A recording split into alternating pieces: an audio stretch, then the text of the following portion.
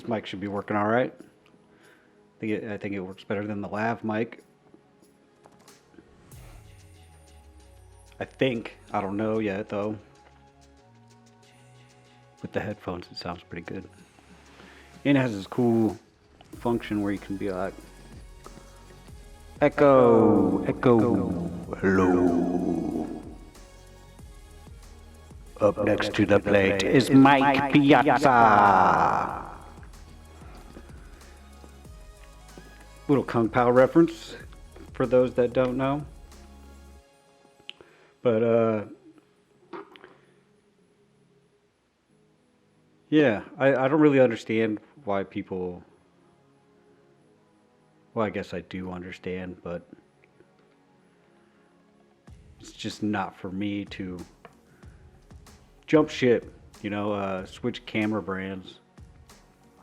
I don't know why I chose Nikon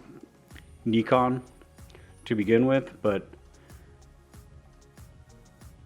apparently I saw more Nikon. I don't know, when I thought of camera, I thought Nikon. All right, I'll get a Nikon. I knew nothing, so I bought a D7500. And just understanding the tiers of cameras, like which one, just figuring out how to upgrade. Like, well, what's the hell's up with that one? That makes it somewhat, didn't make any sense to me. I didn't understand it. I thought megapixels was the just megapixels, that whichever camera has the most megapixels is the best camera. But then when I eventually went to the 5600 and then ran into its limitations and then upgraded to, and the 5600 had 24 megapixels, and I upgraded to the D7500, which I have here. I still have it. Yeah, it has every function I would need, but it has 20 megapixels.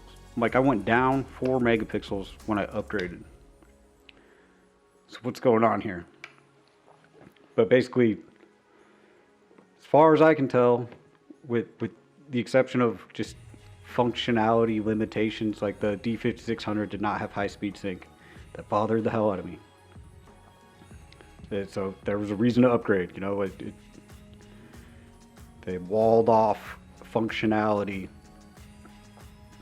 which I will give Sony credit there, because they just came out with a camera that did everything and gave you everything. So before, Nikon and Canon were like, here's your sports camera, here's your portrait camera, here's your wildlife, and like, I'm gonna need three $6,000 cameras. Ridiculous, because you could easily put all that on one camera. Just give people the camera they want. But yeah, so Sony came in and shook it up, and a lot of people jump ship to Sony. I see people, a lot of like the YouTubers, at least a couple of them, they switched from Nikon to Sony.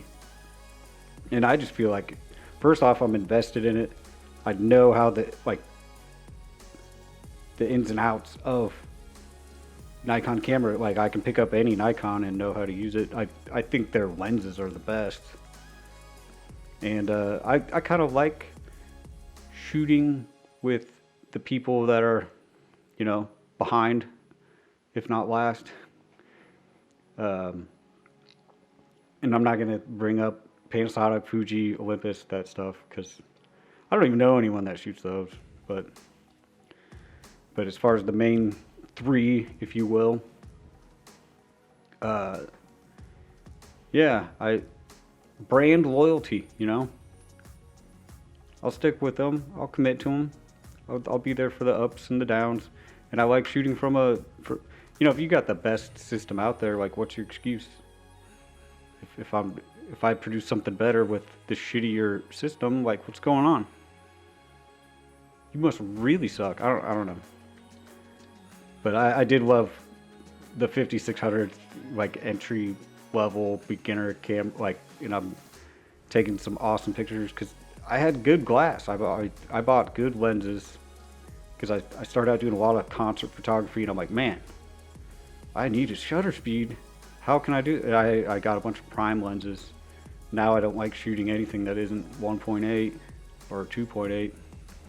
The lens on that camera is f4. It's the 24-70 that came with the Z6, but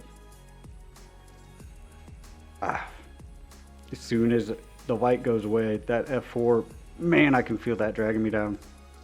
It's a real pain in the ass, but it can handle the ISO, that's for sure. But damn, this 1.8 looks so much better. I got the 35 and 50 with the Z mounts. You know, I got that adapter and I was like, all right, this is great, I can use all of it. Like, and then I bought the Z50 or the Z50 millimeter, and like, it's like, holy crap, this is great. The focusing, you know, what is it, the stepping motor, or I don't know what they call it, but like it just gradually, real gently will switch focus points, and it's real easy on the eyes. When I put on my like F mount 85 mil, which was always my top lens, just every image that you shoot with it is amazing, but when you try to do video with it, it's like just jolts back and forth. It's like, oh, it'll make you sick. It's too much and it's really loud. So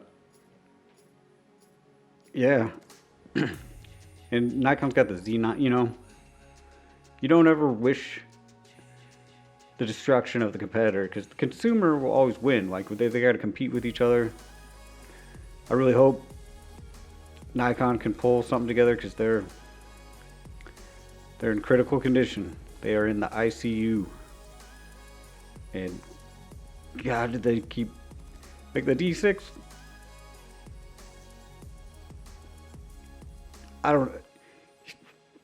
I'm not even that much of a like Nikon fanboy that like whoever bought the D6, which